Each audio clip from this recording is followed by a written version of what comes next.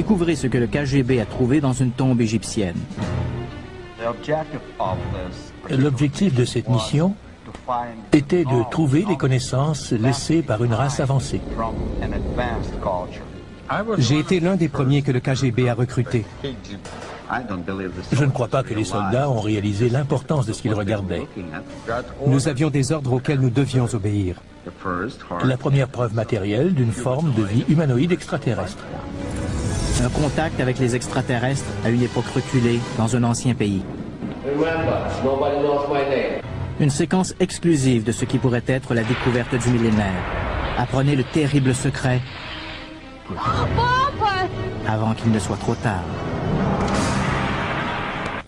Le 12 avril 1961, le cosmonaute Yuri Gagarin décolla de l'ancienne Union soviétique à bord de Vostok 1. Son vol dura moins d'1 heure et le cosmonaute effectua une orbite complète autour de la Terre. Depuis, nous avons toujours cru que le premier être humain à avoir été mis sur orbite était un soviétique. Mais est-il possible que des siècles avant Gagarine, le premier terrien à avoir quitté notre planète ait été un ancien Égyptien? Est-il possible également que les scientifiques russes aient été au courant de cette possibilité dès les années 60? Des récents documents en provenance de l'ex-Union soviétique démontrent en effet que les chercheurs russes vouaient une curiosité toute particulière à certains artefacts découverts en Égypte. Des artefacts qui, à les en croire, prouveraient la réalité d'un très ancien contact entre les humains et des créatures venues d'une autre planète.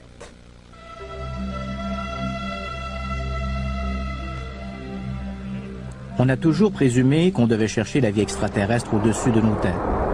On observe le ciel pour voir des ovnis. On sonde l'espace pour capter des signaux extraterrestres. Qui aurait pensé chercher des extraterrestres sous terre? Personne, sauf le KGB.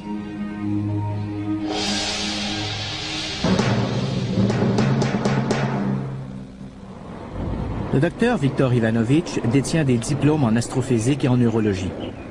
Alors qu'il travaillait au Kremlin en tant que conseiller scientifique pour des systèmes avancés de propulsion, le docteur Ivanovitch prétend qu'il a eu accès à des dossiers d'une mission du KGB appelée Projet Isis.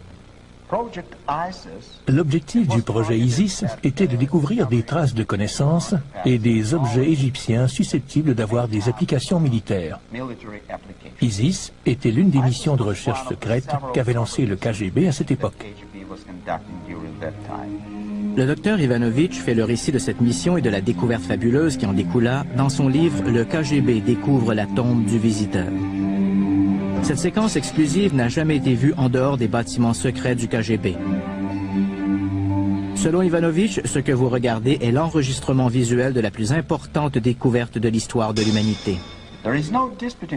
Il est indéniable qu'un petit groupe composé de scientifiques russes et d'experts militaires spécialisés en radioactivité et en guerre chimique a découvert une tombe en Égypte en 1961. Ceci ne fait aucun doute, mais on ne révéla jamais ce qu'on trouva à l'intérieur de la tombe.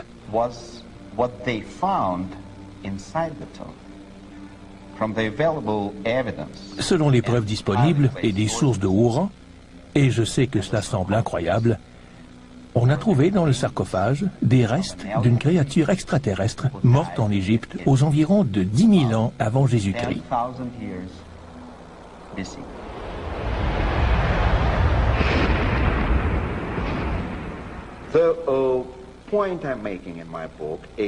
J'explique dans mon livre que la présence de cette créature, la forme des pyramides, ainsi qu'un ensemble des preuves historiques et scientifiques montrent que cette visite a eu lieu aux environs de 11 000 ans avant Jésus-Christ.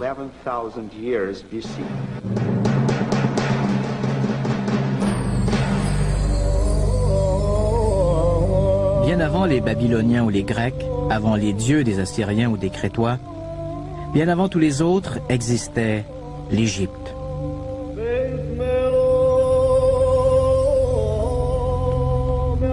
Le monde doit beaucoup aux anciens Égyptiens. Ils ont été les premiers mathématiciens, les premiers astronomes. Ils ont légué au monde les principes de la géométrie, l'utilisation des symboles pour représenter les nombres. Le premier calendrier était égyptien, tout comme l'était le premier papier à écrire. On a trouvé les premières bibliothèques au monde enterrées sous le sable d'Égypte. C'est la raison pour laquelle la divulgation du projet Isis est si troublante. Si le docteur Ivanovitch dit vrai, si le KGB a bel et bien trouvé le cadavre d'un extraterrestre dans un tombeau en Égypte, nous devrons reconsidérer l'histoire de la civilisation.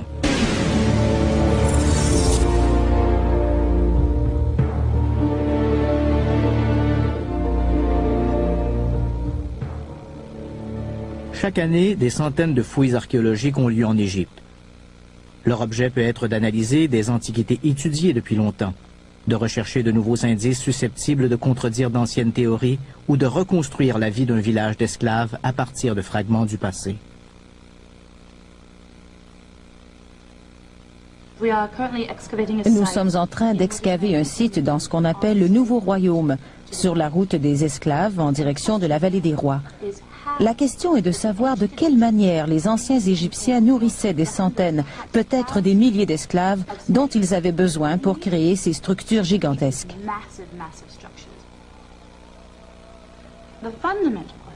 La question fondamentale à propos de l'ancienne Égypte consiste à comprendre comment une civilisation si avancée est apparue au paroxysme de son développement aux environs de 2500 avant Jésus-Christ. Toutes les autres anciennes civilisations ont connu un développement historique graduel. Elles ont appris le commerce, créé des économies, et elles ont développé leur technologie au long de centaines, voire de milliers d'années.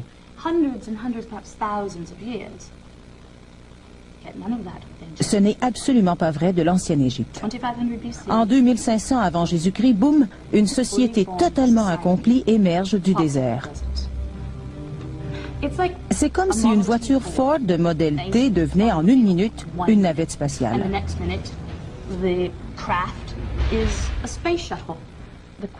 Le problème majeur dans ce cas, c'est qu'il ne semble pas y avoir eu de développement historique graduel susceptible d'expliquer le développement de l'ancienne Égypte. On dirait que sa création était basée sur un héritage. Certains ont émis l'hypothèse que l'Égypte a été construite sur les restes d'une civilisation perdue qui a péri lors du déluge biblique. Le docteur Ivanovitch prétend que le projet Isis a discrédité cette théorie.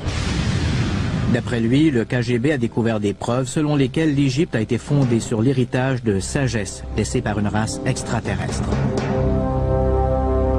À venir, une séquence exclusive de la plus fantastique découverte du millénaire. Je ne crois pas que les soldats aient réalisé l'importance de ce qu'ils regardaient, la première preuve matérielle d'une forme de vie humanoïde extraterrestre. Avant le démantèlement de l'Union soviétique, le KGB était synonyme d'efficacité et de terreur. À lui seul, il constituait une véritable milice prête à tout pour assurer la sécurité du Kremlin.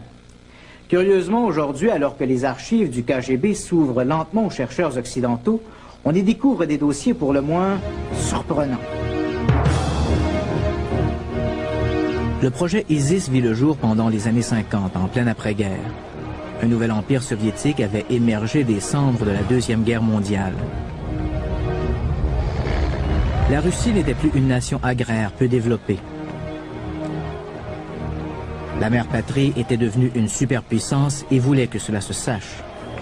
Sous la dictature de Nikita Khrouchtchev, les Soviétiques étaient déterminés à montrer aux démocraties occidentales la supériorité du communisme. L'Amérique ne pouvait pas rester de glace devant ce défi.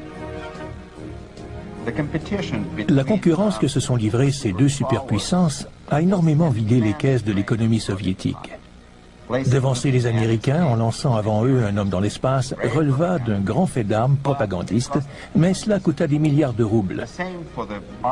La même chose avec la course aux armements. Chaque fois que l'Amérique testait une bombe nucléaire, la Russie en testait une plus puissante, ce qui coûtait au gouvernement soviétique d'autres milliards. Devant un monde réduit à observer et à prier, les deux nations se sont lancées dans une guerre froide pour posséder la suprématie technologique. Khrouchtchev savait que ce que l'on appelait le camp socialiste dirigé par l'Union soviétique ne pourrait pas maintenir ce rythme. Il ne possédait pas les ressources de l'OTAN. C'est à ce moment-là que le KGB reçut l'ordre de rechercher des moyens moins coûteux pour accomplir des avancées technologiques.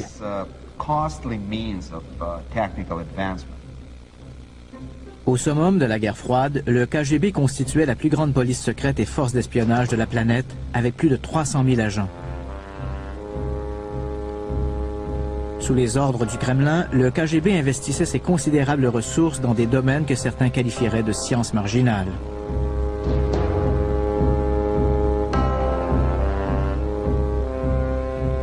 Le KGB mena des recherches sur les pouvoirs de l'esprit. Il effectua des expériences pour tester la possibilité de regrouper des intelligences grâce au contrôle de l'esprit. Des premières machines destinées à altérer l'esprit humain. Les Américains avaient peur des programmes de recherche soviétiques parce qu'ils savaient que l'Union soviétique ne s'en servirait pas dans un but pacifique. Le but de l'Union soviétique était de remporter la victoire en dépassant les États-Unis. Le Kremlin s'intéressait également beaucoup aux ovnis. Il espérait que le résultat de ses recherches sur les engins extraterrestres permettrait d'améliorer le design aéronautique.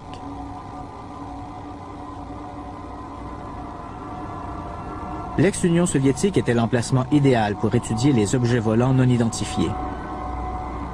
Plus de gens avaient aperçu des ovnis en Russie que dans n'importe quelle autre nation.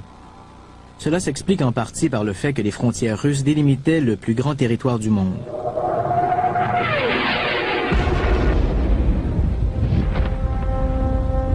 Le cas d'OVNI le plus captivant est connu sous le nom d'incident de Dalnagorsk.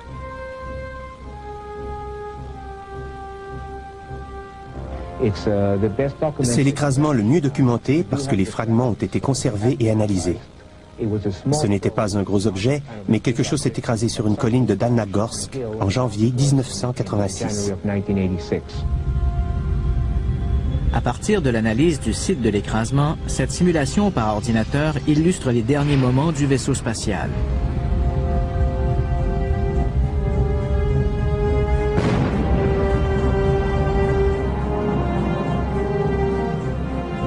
En faisant dérouler la cassette au ralenti, on comprend mieux pourquoi la forme de soucoupe est tellement présente dans les témoignages de gens qui disent avoir vu des ovnis.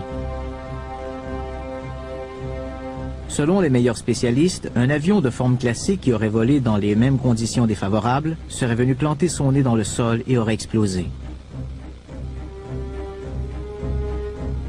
Tandis que la forme de soucoupe permet au vaisseau spatial de rebondir en faisant des tonneaux.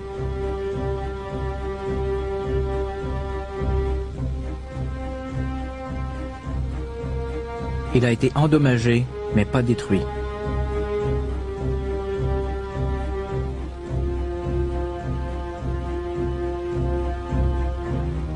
Les producteurs ont obtenu de la mafia russe cette séquence secrète et exclusive du KGB. Le film montrerait du personnel militaire et des agents du KGB sur le site où se serait écrasé l'objet en forme de soucoupe. L'homme qui porte le bonnet de fourrure est à la tête de la mission. On croit qu'il s'agit d'un agent haut placé du KGB. On n'est toujours pas sûr que l'incident de Dalnagorsk soit un écrasement d'OVNI, mais certains pensent que le KGB a mené à bien sa mission de trouver de la technologie extraterrestre pour l'adapter aux avions soviétiques.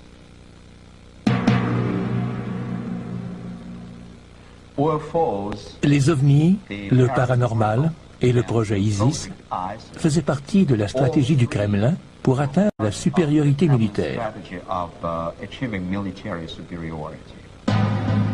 D'après Ivanovitch, l'objectif du projet ISIS était de trouver un ensemble de connaissances avancées laissées par une civilisation disparue. Des connaissances qui donneraient à l'Union soviétique une avance invincible dans sa quête de la domination planétaire.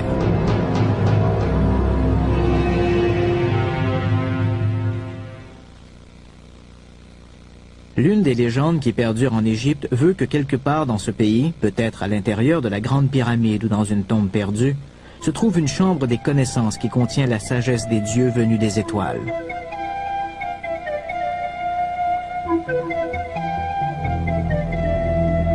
Depuis l'an 820 après Jésus-Christ, des explorateurs rêvent de trouver la mythique chambre des connaissances.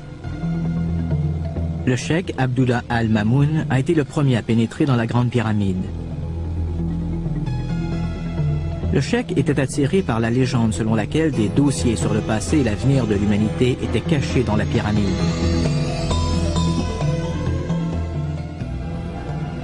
En inventant des histoires d'or et de trésors, le cheikh amena ses hommes terrifiés à marcher dans les couloirs.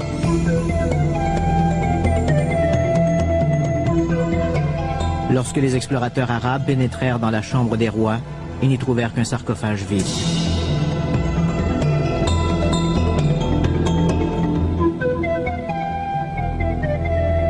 Certains pensent que s'il existe une chambre de l'ancienne sagesse, elle doit se trouver sous la Grande Pyramide.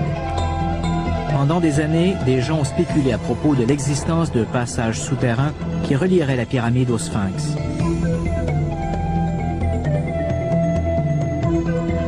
De récentes recherches sismiques sous-entendent l'existence d'une caverne mystérieuse qui ressemblerait à une chambre et se trouverait sous le Sphinx. Cette hypothèse a relancé le débat sur une chambre des connaissances. Existe-t-il un entrepôt de connaissances qu'auraient laissé derrière eux d'anciens visiteurs? Il semblerait que oui. À venir. Ce serait tout à fait logique. L'Égypte constituerait un choix évident pour des extraterrestres désireux d'établir un avant-poste pour explorer la planète. L'Égypte a été la première civilisation. Les pharaons ont régné sur le royaume pendant plus de 1000 ans.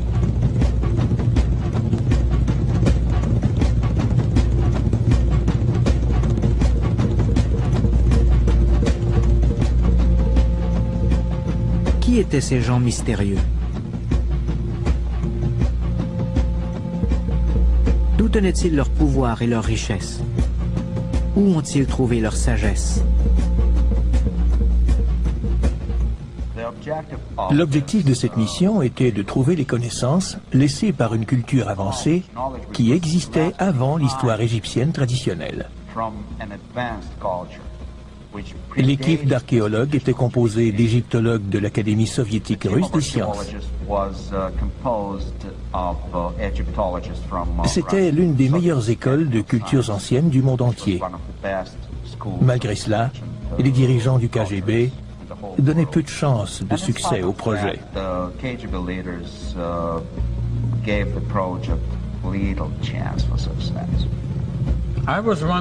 J'ai été l'un des premiers que le KGB a recruté. Je ne sais pas ce qu'il recherchait, mais on ne peut pas dire non au KGB.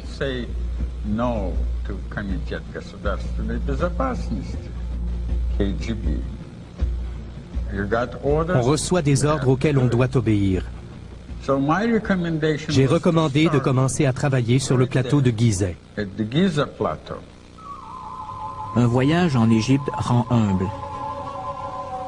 Les vieux monuments projettent toujours leur ombre élancée sur les œuvres des hommes. Le complexe de Gizeh inclut la grande pyramide de Khéops. Celle de Mykérinos se trouve à proximité. On peut encore voir certains des temples mortuaires. La pyramide du pharaon Képhren est la deuxième plus élevée après la grande pyramide. Nombreux sont ceux qui pensent que c'est Képhren qui a décidé de construire le Sphinx. Le complexe de Gizeh inclut la grande pyramide de Khéops. Celle de Mykérinos se trouve à proximité. On peut encore voir certains des temples mortuaires. La pyramide du pharaon Képhren est la deuxième plus élevée après la grande pyramide. Nombreux sont ceux qui pensent que c'est Képhren qui a décidé de construire le Sphinx. La statue colossale, gravée à même le roc, semble garder des secrets enterrés sous le sable.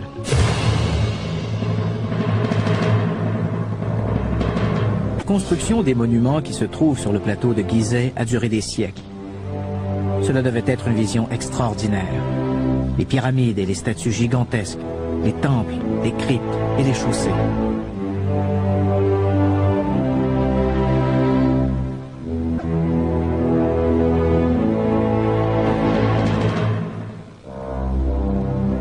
Gizeh incarnait la puissance de l'Égypte et la divinité d'un dieu vivant appelé Pharaon.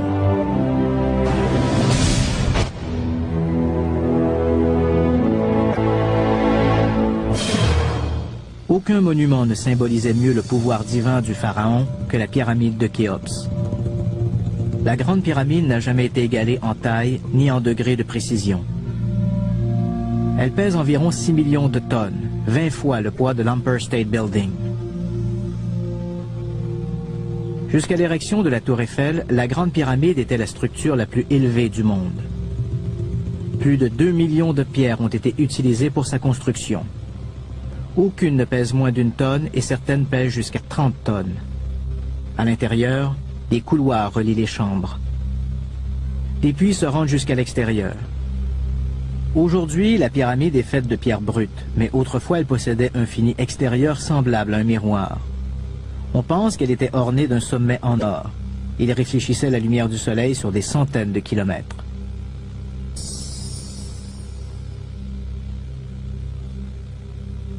Durant des siècles, les experts ont émis des hypothèses sur la fonction des pyramides. La théorie la plus connue prétend que les pyramides étaient des passages symboliques vers l'après-vie.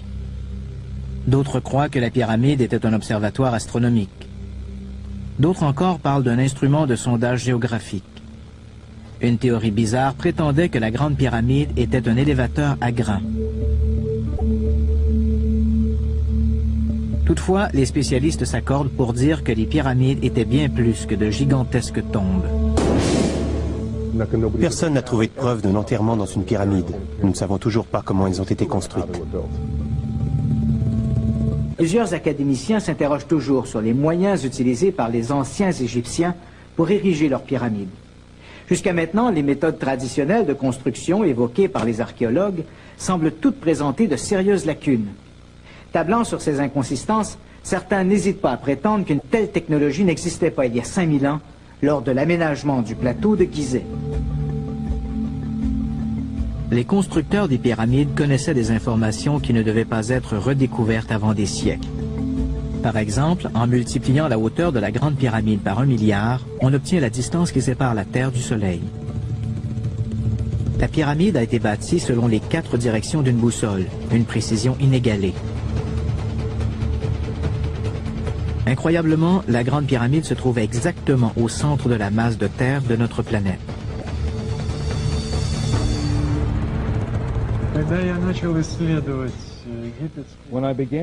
Quand j'ai commencé ma recherche à Gizeh, j'ai été immédiatement frappé par le fait que quiconque avait construit les pyramides pouvait déterminer la longitude et la latitude.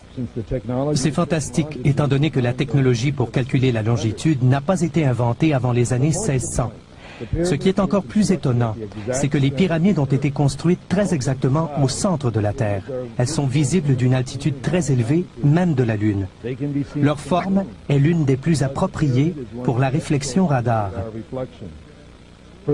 Pour ces raisons, j'ai fait savoir au KGB que les pyramides d'Égypte avaient été construites pour la navigation d'explorateurs extraterrestres.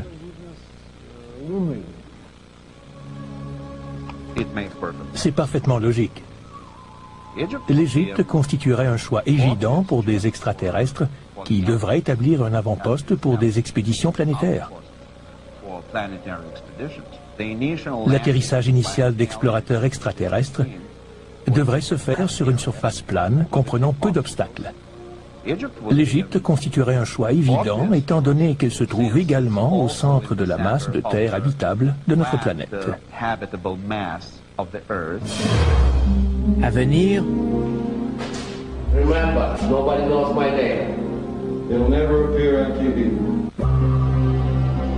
certains experts pensent que le Kremlin craignait que la CIA entende parler de la mission en Égypte.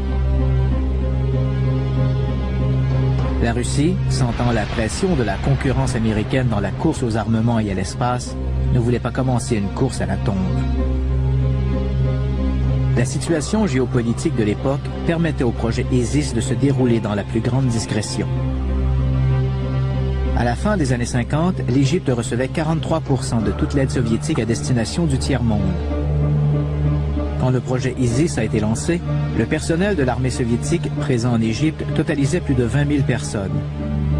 Cette forte présence militaire permettait aux scientifiques de la mission de travailler dans la plus complète discrétion. D'après Ivanovitch, les scientifiques de la mission résidaient au Caire. De là, de petites équipes d'archéologues partaient étudier les pyramides de Gizeh. Souvent, ils se déguisaient en paysans arabes ou en officiers de l'armée.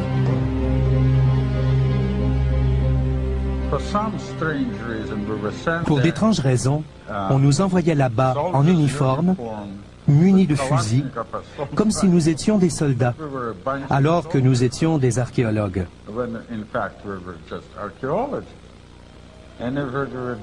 On disait à tout le monde qu'il s'agissait d'un groupe d'archéologues à la recherche d'objets, et tout le monde l'acceptait parfaitement.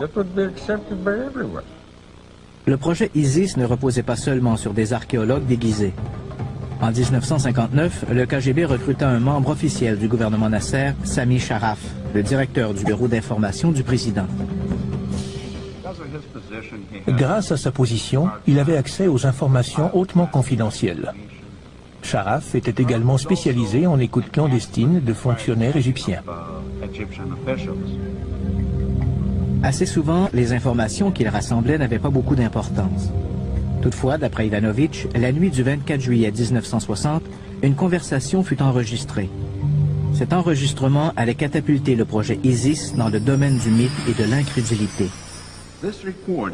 J'ai obtenu cet enregistrement grâce à des sources que je dois protéger. ايوه يمكن تعمل عليهم.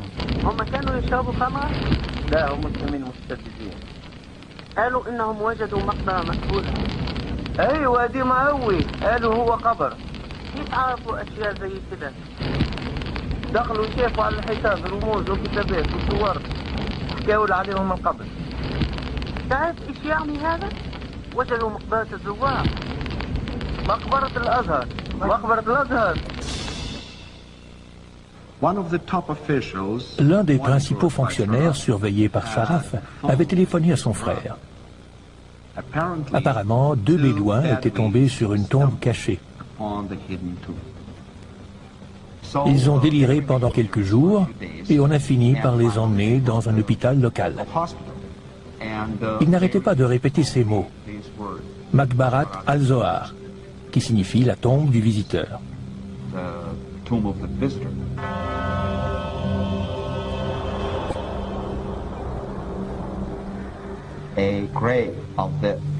Une tombe de l'ancien dieu égyptien qui n'existe pas dans le panthéon égyptien.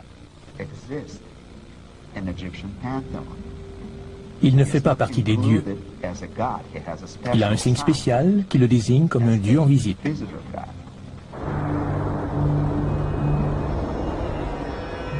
Long before the time of the pharaohs, there was a god who came from the skies with the others of his kind. They brought magic to the land, wonders, power, and wisdom. They returned to their home in the stars, but one stayed behind and taught the people of Nile all he knew. He was buried in the great place. It is called Ma'baratul Zuwar, the tomb of the visitors.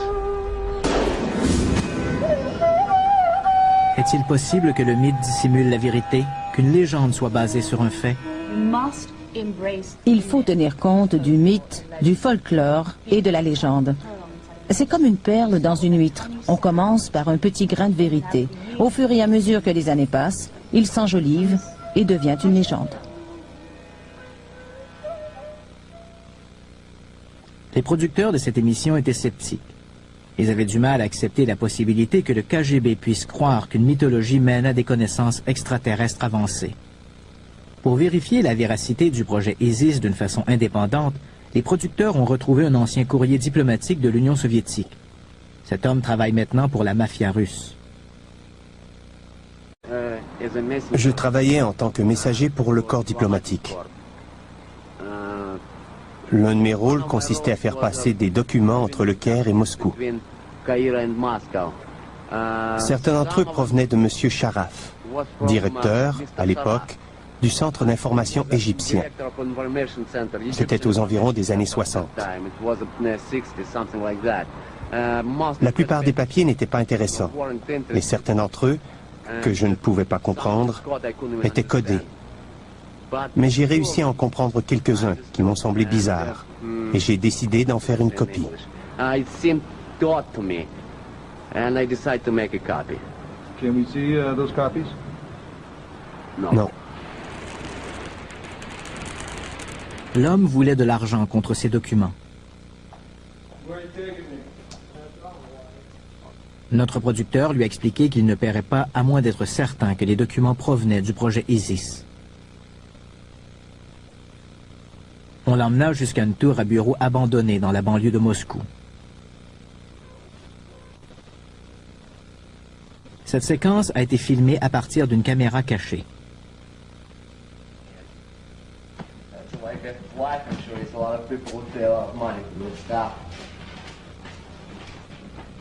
Is that what you used as a courier? Yeah.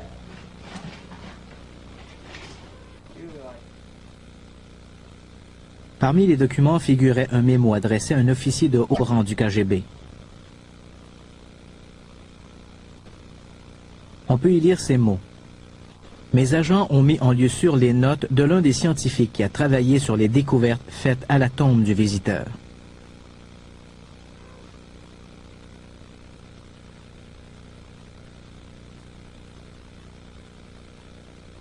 Un autre était un inventaire du contenu de la tombe. Sur ce document classé ultra confidentiel, on pouvait lire: emplacement de la découverte non révélé. Sujet, 15 caisses de reliques. Un corps partiellement momifié, un sarcophage de pierre et 8 échantillons de hiéroglyphes.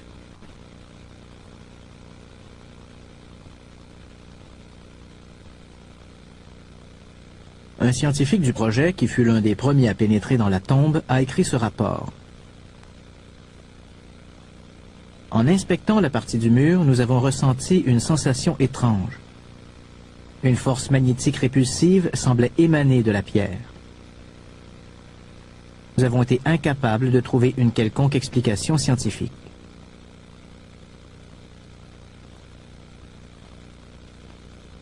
Ce mémo provient du rapport du cryptologue. Découverte, le message partiellement décodé sur le mur de la tombe indique une prophétie selon laquelle les anciens dieux ailés reviendront.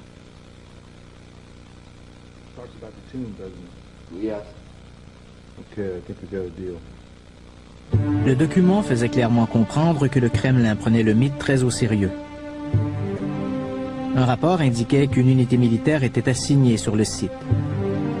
Des mesures de sécurité du plus haut niveau étaient en vigueur quand on ouvrit le sarcophage.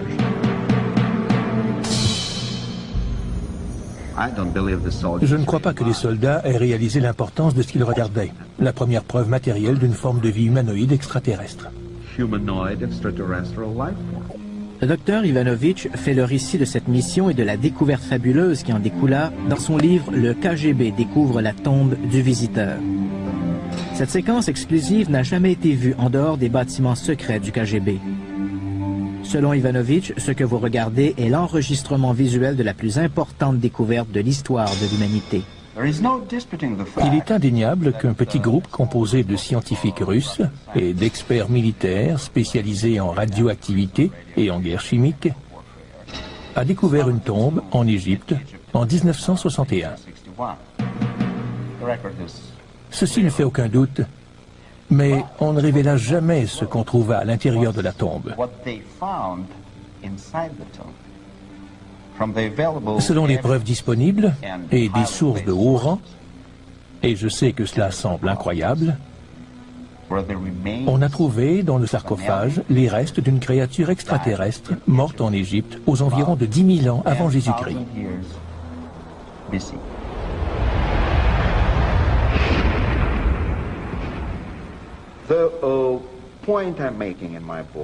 J'explique dans mon livre que la présence de cette créature, la forme des pyramides, ainsi qu'un ensemble des preuves historiques et scientifiques montrent que cette visite a eu lieu aux environs de 11 000 ans avant Jésus-Christ. Selon des documents du KGB, les scientifiques assignés à ce projet ont commencé à se demander si le plateau de Gizeh n'avait pas été conçu dans un but précis.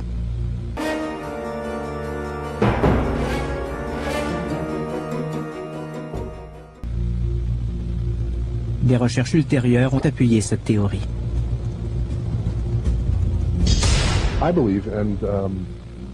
Il existe différentes écoles de pensée, mais je crois que les pyramides, du moins certainement la grande pyramide, étaient une machine. Elle devait servir à quelque chose. Les mesures en sont extrêmement précises. Par exemple, le rapport entre la hauteur de la pyramide et son périmètre est le même que le rapport entre le rayon de la Terre et sa circonférence. On peut donc considérer la pyramide comme une représentation triangulaire, tridimensionnelle d'un hémisphère, ce qui laisse penser qu'il y avait peut-être une raison pour que la pyramide résonne avec la planète. En 30 secondes, je peux convaincre les plus grands sceptiques que les pyramides ont la capacité de transformer les ondes cosmiques. Cela peut sembler étrange, mais il s'agit d'un prisme. L'astronome archéologue Yuri Vladimir est d'accord avec l'hypothèse du prisme. Les pyramides sont en effet d'énormes prismes capables de concentrer l'énergie. En s'emparant de la lumière des étoiles, la Grande Pyramide deviendrait un émetteur interstellaire.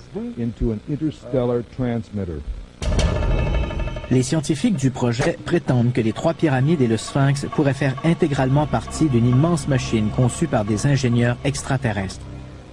Selon eux, tous les monuments de Gizeh sont reliés par un mécanisme de commande centrale situé à l'intérieur de la Grande Pyramide. Dans la Grande Pyramide, un passage mène à la Chambre des rois.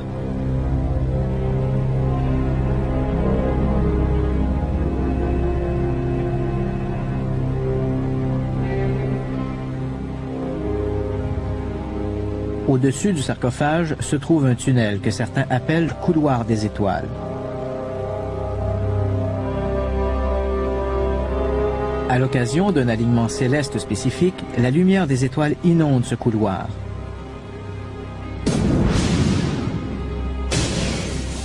Les chercheurs ont émis la théorie que l'énergie irradiante, en touchant le sarcophage, pourrait amorcer un processus semblable à une fusion à froid.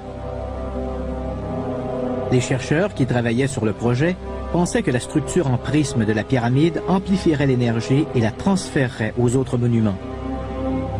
D'une façon que l'équipe ne comprend pas parfaitement, un rayon unifié d'énergie pourrait apparaître et transformer la Grande Pyramide en une balise cosmique employée par les vaisseaux extraterrestres pour la navigation astronomique. Il s'agit sans aucun doute d'une théorie tirée par les cheveux. Mais l'équipe de chercheurs de Gizeh en a immédiatement informé le quartier général du KGB. Nous avons mis le KGB au courant de nos découvertes. On nous a ordonné de chercher les endroits visés par les transmissions émises depuis les pyramides. En parallèle au travail qui continuait à Gizeh, les scientifiques à Moscou se préparaient à établir le portrait le plus étonnant de l'histoire.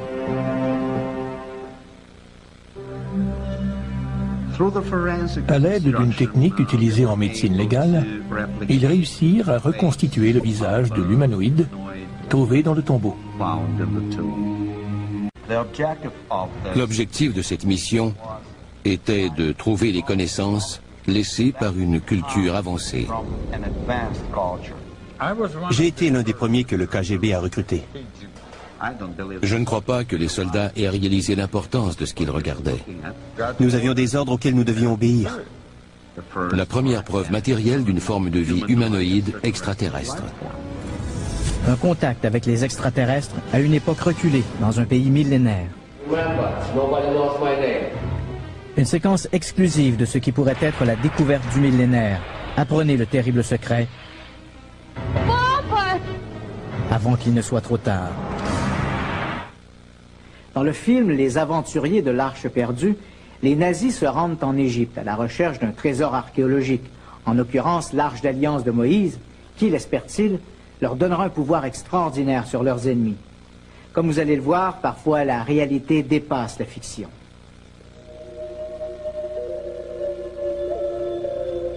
Les anthropologues pensent que d'autres cultures ont peut-être été poussées par les mêmes motivations qui ont abouti à la construction des pyramides d'Égypte. On a trouvé d'anciennes pyramides dans des lieux aussi divers que le Mexique et la Chine. Beaucoup d'experts ont conclu qu'il doit exister un lien historique. Il existe une coïncidence étrange dans le fait qu'il y ait eu une civilisation d'origine surnaturelle ou incompréhensible, commune à toutes ces autres civilisations. Toutes ces légendes et ces mythes parlent d'êtres qui étaient des hommes sans être des hommes, mais qui ont vécu longtemps.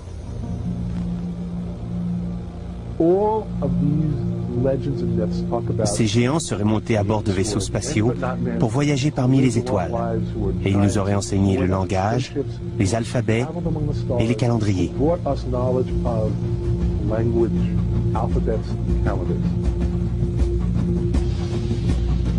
D'après la légende, les pyramides de Chine furent construites sous le règne des premiers empereurs, ceux qu'on appelait les fils du ciel.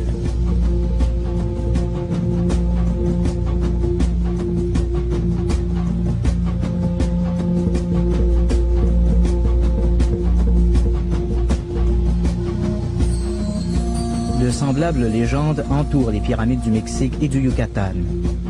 Étrangement, le terme marcheur d'étoiles se retrouve dans le folklore sud-américain et dans les écrits égyptiens. Les Égyptiens employaient l'expression voyageur d'étoiles pour décrire une catégorie de dieux humains. Ils étaient des hommes sans être des hommes. Ils étaient plus grands que des hommes. Peut-être étaient-ils les géants ou les titans qui marchaient parmi les étoiles. On retrouve ce concept d'hommes qui marchent parmi les étoiles, mais qui ne sont pas des hommes, qui sont semblables à des dieux. Ils marchaient parmi les étoiles et ont décollé de la Terre dans des vaisseaux spatiaux. La Bible nous parle de l'un d'entre eux. Quand on croit en la Bible, on est presque obligé de croire en cette notion. De mon côté, cela me met la puce à l'oreille quand différentes cultures disent la même chose.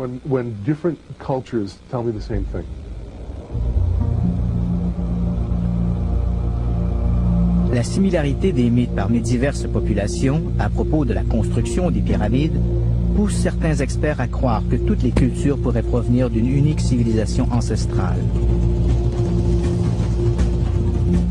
Cette race mystérieuse est peut-être à l'origine de la plus vieille civilisation connue sur le continent américain.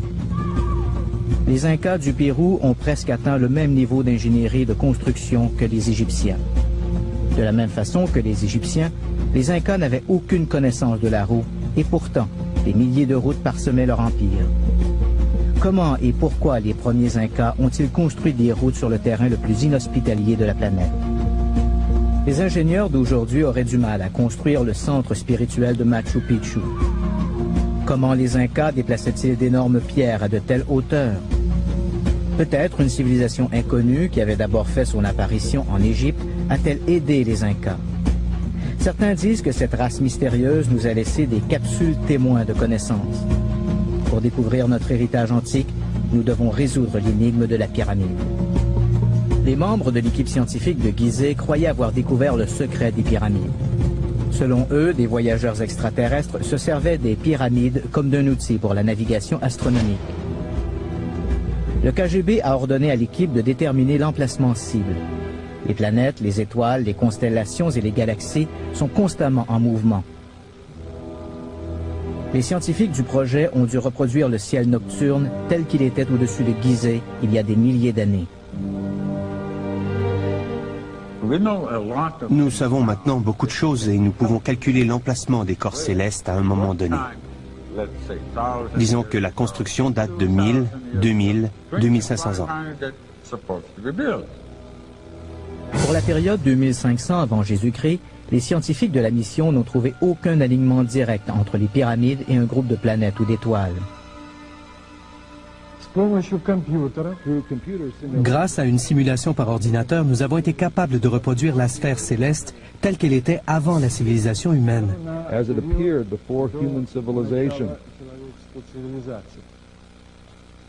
Ils ont remonté dans le temps à la recherche d'un lien entre les pyramides et un objet astronomique.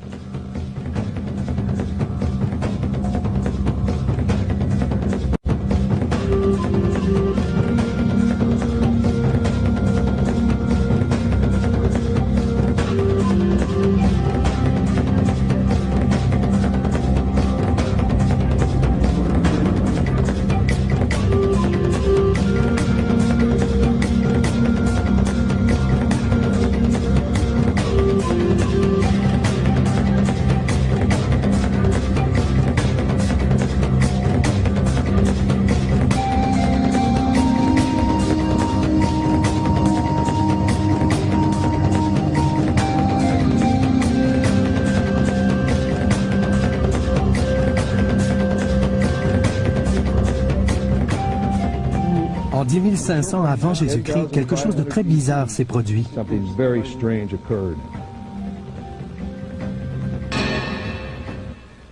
Rien ne correspondait en 2500 avant Jésus-Christ, mais une correspondance existait en 10 000 avant Jésus-Christ. Vous comprenez? Selon les chercheurs, en 10 500 avant Jésus-Christ, les 3 pyramides de Gizeh étaient alignées sur les étoiles de la constellation d'Orion. Les monuments de Gizeh visaient la constellation d'Orion. Cela ne pouvait être par hasard. Les constructeurs des pyramides doivent avoir travaillé à l'aide de plans conçus au 11e millénaire avant Jésus-Christ, avant que les pyramides n'aient été construites. Une corrélation identique fut découverte lorsque les membres de l'équipe testèrent les objets. Nous avons commencé par effectuer un prélèvement d'échantillons radioactifs. Les résultats sur les reliques et la momie ont été négatifs. Un prélèvement microscopique d'échantillons de composition minérale ainsi qu'un bombardement magnétique de particules à neutrons ont indiqué qu'il s'agissait d'un mélange de métaux et de matériaux synthétiques d'origine inconnue. D'autres tests par la datation carbone 14 ainsi qu'un prélèvement d'échantillons radioactifs ont établi la date au-delà de 10 000 avant Jésus-Christ. Le quartier général explosa d'enthousiasme. La date du tombeau correspondait à la date du site de Gizeh. Les scientifiques conclurent qu'il devait exister un rapport entre la conception des pyramides en 10 500 avant Jésus-Christ et la momie trouvée dans le tombeau. Le KGB ordonna de plus amples tests. Des médiums effectuèrent des études paranormales sur le tombeau. On a produit une projection informatique de la momie, telle qu'elle reposait à l'origine dans le sarcophage. À partir du moment où les scientifiques ont déclaré pouvoir déterminer la physiologie de l'individu, la reconstitution de ses caractéristiques faciales a commencé. Grâce à la reconstitution par la médecine légale, on a pu reproduire le visage de l'humanoïde trouvé dans le tombeau.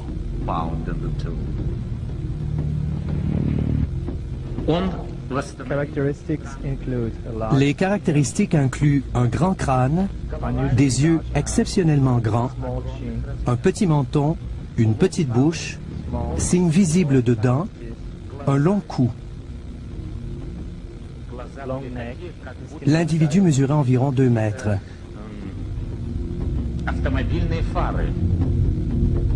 Au fur et à mesure que le travail de médecine légale continuait, les chercheurs présents à Gizeh exploraient l'unité située entre les pyramides et la constellation d'Orion. Les scientifiques ont placé une carte céleste sur le plateau. Dans l'axe des pyramides se trouvaient les 3 étoiles qui constituent la ceinture d'Orion. Ils ont ensuite tracé le chemin suivi par les étoiles et ont pris les tangentes du Sphinx et des pyramides.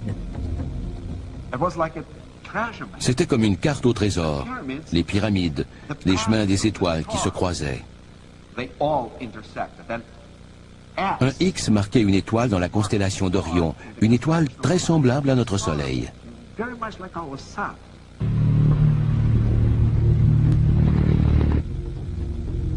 Dans les laboratoires de Moscou, la reconstitution faciale touchait à sa fin. Je sais que cela paraît incroyable. Je ne l'aurais pas cru moi-même si je ne m'y étais pas trouvé.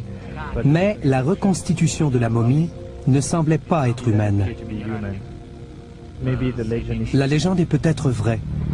Nous avons peut-être trouvé un extraterrestre dans ce tombeau.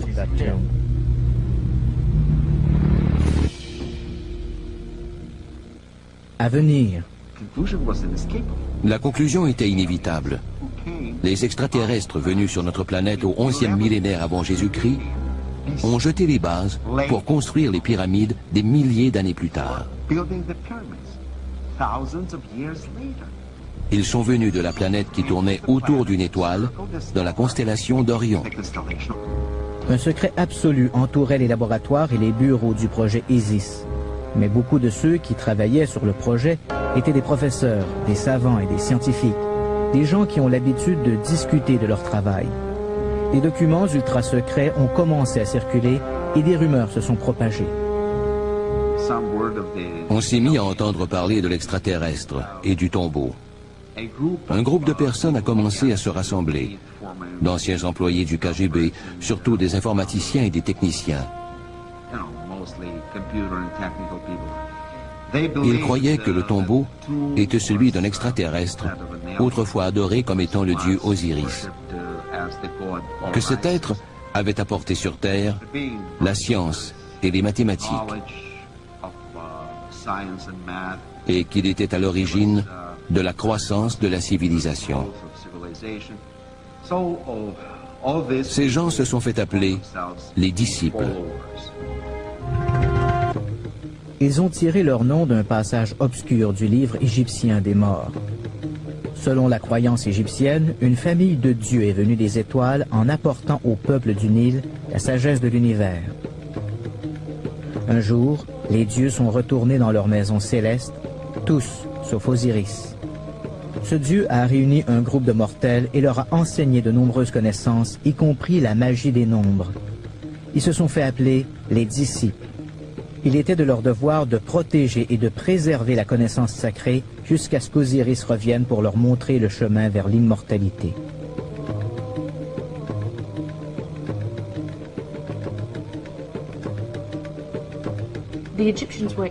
Les Égyptiens étaient d'extraordinaires astronomes parce qu'ils comprenaient, du plus profond de leur être, que les étoiles représentaient la carte qui mènerait au grand dieu Osiris, à la vie après la mort.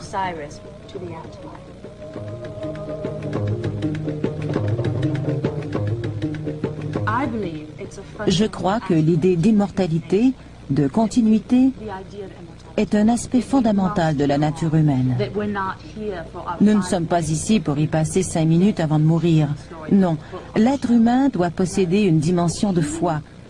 Il doit croire que l'âme, l'esprit, l'essence de l'individu continue son cheminement.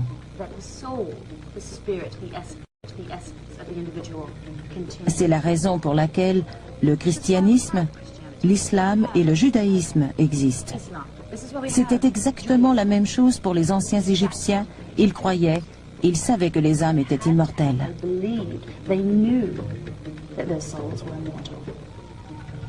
Le Kremlin, inconscient de la brèche dans le système de sécurité et refusant de voir la valeur d'un squelette extraterrestre, aurait ordonné au KGB d'orienter tous ses efforts vers le but initial du projet ISIS.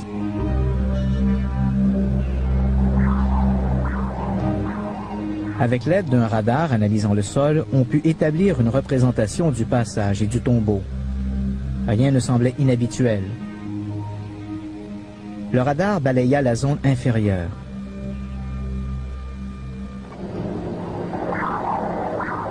L'écran radar n'indiquait que des strates de roches.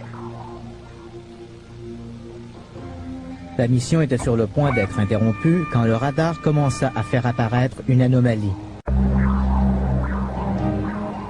Avec l'aide d'un radar analysant le sol, on put établir une représentation du passage et du tombeau. Rien ne semblait inhabituel. Le radar balaya la zone inférieure.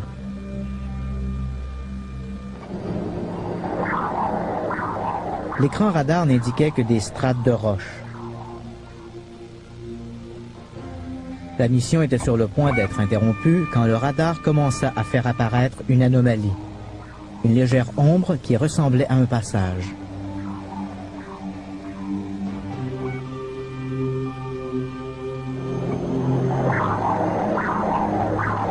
Juste sous le tombeau se trouvait une grande chambre sphérique.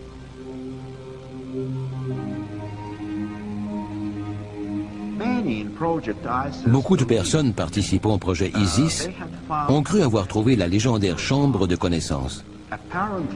Apparemment, l'extraterrestre découvert était enterré avec une énorme bibliothèque de connaissances et de données qui provenaient d'une culture extraterrestre avancée. Cela pourrait s'avérer très pertinent du point de vue militaire. Nombreux étaient ceux qui voulaient qu'on ouvre la chambre. Leur argument était basé sur les faits suivants. La mission en provenance d'Orion s'était posée à l'emplacement idéal pour construire les pyramides qui serviraient de balises de navigation pour la reconnaissance future de notre planète. Le premier rapport sur un ovni a été fait par le grand prêtre du pharaon Thutmose III, il y a environ 3400 ans.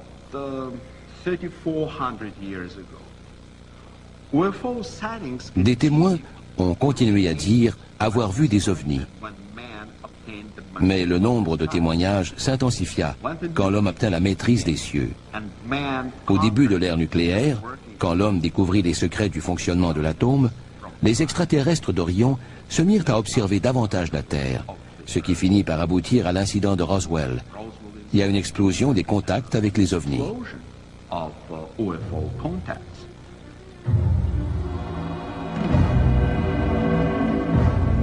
Au début des années 60, les rapports d'enlèvement ont commencé à se répandre.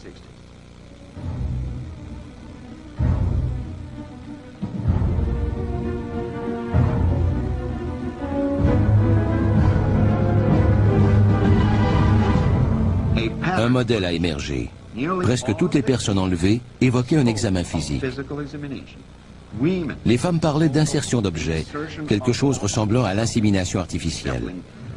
Beaucoup pensaient avoir été de nouveau enlevés et avoir donné naissance à des hybrides extraterrestres.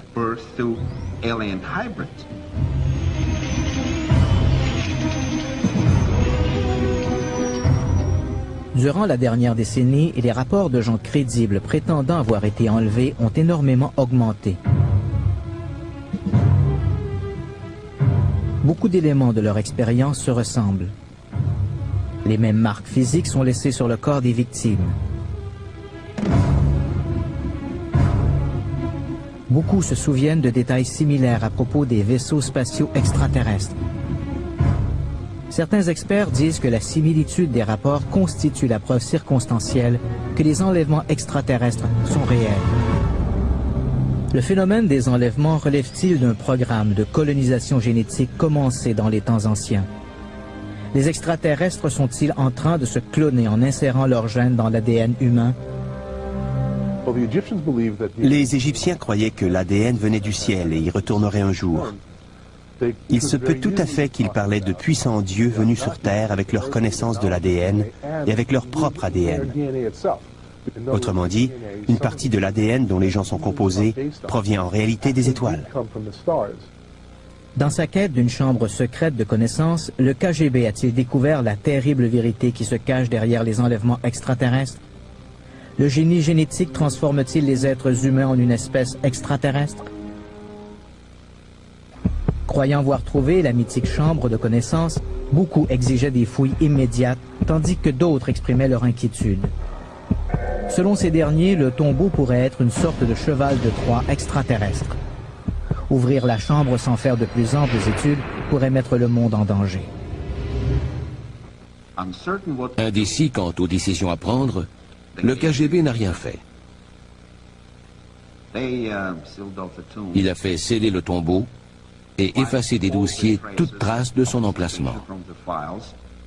Le dossier ISIS a été officiellement clos en 1981, mais beaucoup de ceux qui étaient associés à ce projet n'ont plus jamais été les mêmes. On parla de changement de personnalité, d'adoption de nouvelles croyances religieuses, de disparition et même de suicide. C'était un physicien qui travaillait pour le gouvernement russe. Ils ont constitué un groupe. Je ne dirais pas un culte, mais c'était peut-être le cas.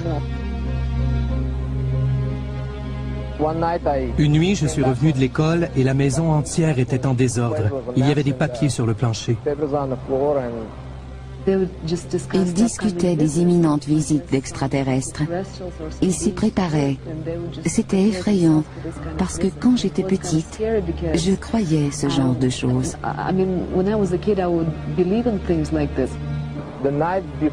La nuit avant l'événement, il parlait à ma mère et je l'ai entendu dire « Égypte », quelque chose qui ne vient pas de ce monde, et ensuite « KGB ».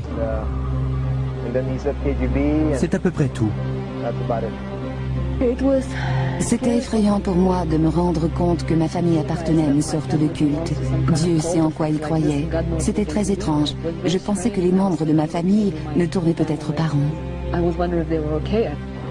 Quand je suis entré dans la pièce, mon père gisait au sol, touché par balle. Tout ce que je sais, c'est qu'ils se faisaient appeler les disciples. Alors que les producteurs travaillaient à la recherche de cette émission, l'histoire du culte menait à une impasse. Le groupe, composé principalement de programmeurs, de scientifiques et de techniciens, n'intéressait que peu le KGB. Mais à un moment donné, les producteurs sont tombés par hasard sur cet article. Pour des raisons incompréhensibles, l'histoire d'un autobus rempli de touristes russes qui avait disparu en Égypte en 1985 n'attira que peu l'attention. Toutefois, pendant la phase finale de la production, l'un de nos producteurs sur le terrain est tombé sur l'exclusivité de sa vie. Cela se passa pendant son échange à caméra cachée avec l'ancien courrier diplomatique. That's terrible. Scary. Tulodanka. It's a headquarter of KGB. You've been in there? Yeah.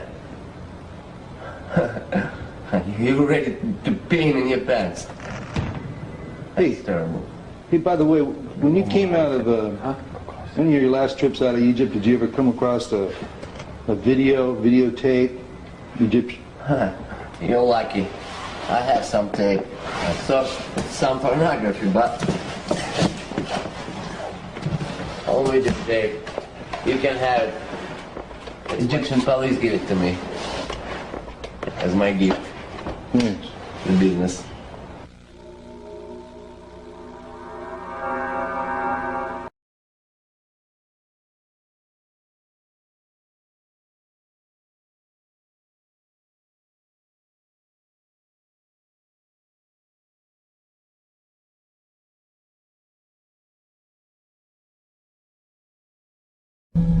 Mais elle éveilla des interrogations chez les producteurs. Que faisait un groupe de touristes en pleine nuit dans un endroit isolé?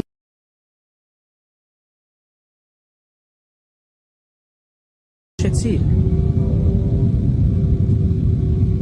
À un moment donné, la nuit a semblé se transformer en jour.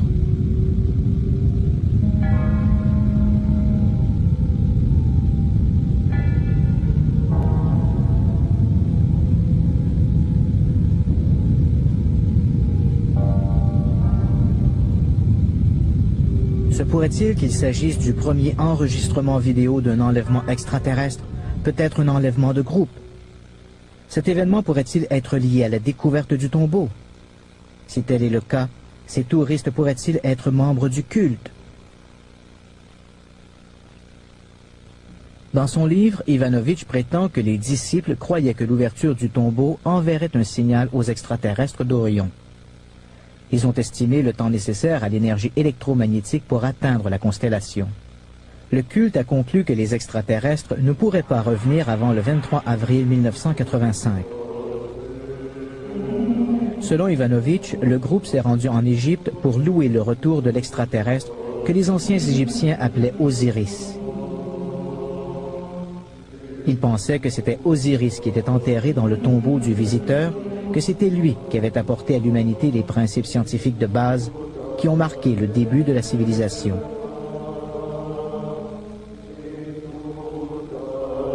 Les disciples croyaient que la seconde arrivée d'Osiris annoncerait le commencement d'un nouvel âge pour l'humanité.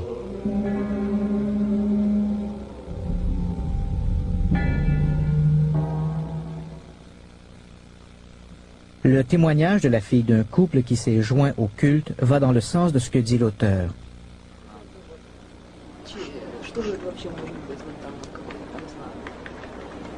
Я думаю, что в этом нет ничего существенного. Please keep on rolling, right? So, what was it? Could you blow it up a little bit? Sure. I wanted to see, like, back off a little bit. I want to see that side. Появится. Но не вижу ничего, ничего Сейчас, не появляется. Ну да не идут куда-то. А вот это вот, ну что вот это вот такое, вот это не хочу. Да, вообще-то, может быть, вообще-то не Египет, вообще-то другая какая-то страна непонятная. Вот это вот. Что это может? Прибыла, судя по всему, на место встречи. Папа! Мамочка, господи, мама моя! Ой, мой гад!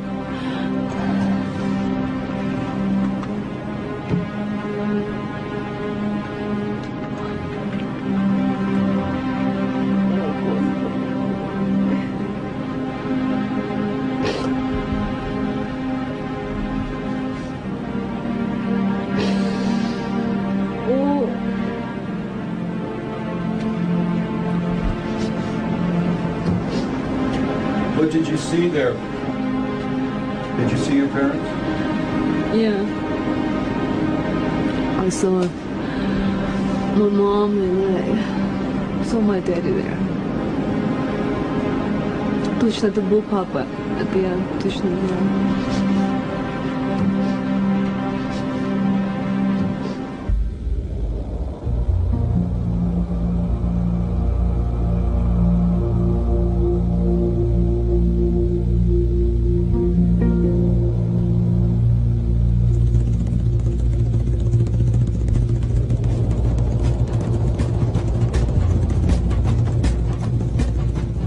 On a dit que pour comprendre l'Égypte, il fallait démêler la vérité du mythe, de la magie et du mysticisme qui sont tissés dans la toile poussiéreuse du temps.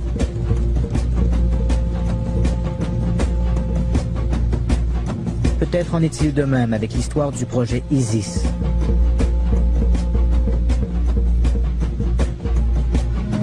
Démêlez la théorie de la spéculation et il vous restera la vérité.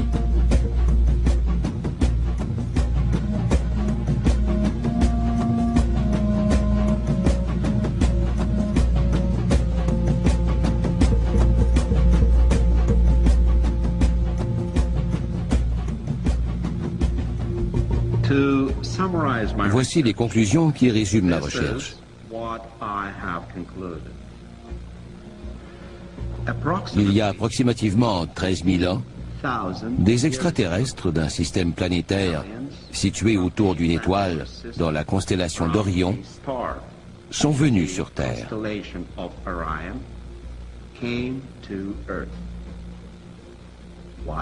Dans quel but? Il existe diverses possibilités. Il s'agissait peut-être d'explorateurs, comme nous quand nous explorons la Lune et notre propre planète, ou peut-être de volontaires extraterrestres en mission de paix dans une société primitive, ou peut-être encore venaient-ils dans le but de nous coloniser. Donc, l'objectif de cette mission particulière était de trouver la connaissance laissée par une culture avancée qui avait préexisté à l'histoire égyptienne traditionnelle.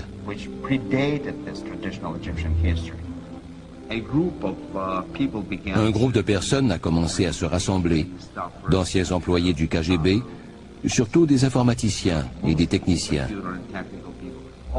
Ces gens se sont fait appeler les disciples. Mais il y a un chapitre que je trouve intriguant, le chapitre numéro 7. Il y est question d'un culte russe appelé les disciples. Ces individus étaient tous issus de milieux technologiques avancés.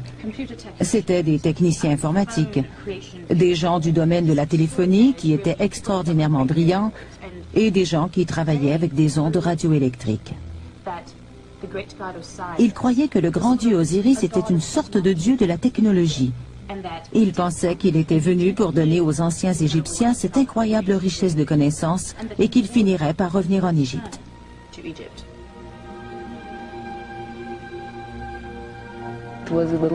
C'était un peu effrayant d'approfondir un tel sujet. Ma maman et mon papa allaient dans la cuisine et parlaient en anglais ou dans une autre langue pour que je ne comprenne pas ce qu'ils disaient. Nous savons que leur site d'atterrissage a été choisi dans un lieu désolé au milieu de notre planète, en Égypte.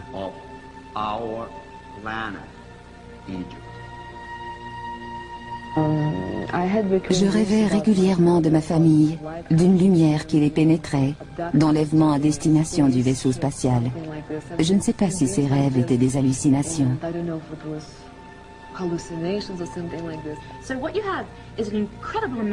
Donc, un nombre incroyable d'esprits brillants a quitté Moscou à la recherche du tombeau du visiteur pour attendre le retour du grand dieu Osiris. Dans le monde physique, ils ne sont pas avec moi. Je crois qu'ils sont perdus. À l'intérieur de moi, une sorte de sixième sens, appelez ça comme vous voudrez, me dit qu'ils sont tout le temps avec moi, d'une façon ou d'une autre. Je crois qu'ils sont quelque part autour de moi, je sens leur présence en permanence. S'ils ont été enlevés, ils sont ailleurs, bel et bien vivants. Je ne crois pas qu'ils sont morts.